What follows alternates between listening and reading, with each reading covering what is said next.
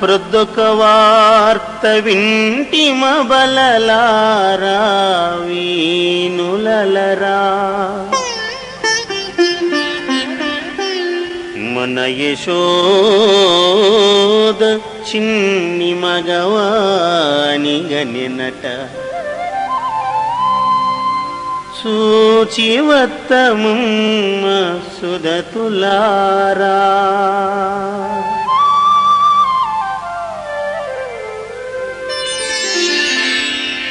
ఇలా ఒకరినొకరు పిలుచుకొని గొల్లెతలంతా బాలకృష్ణుని చెంతకు చేరారు. పాపనికి తలకు నూనె అంటి పసుపు పూసి రక్షపెట్టి దిష్టి తీసి ఊయలలో పరుండబెట్టి జోలలు పాడుతున్నారు.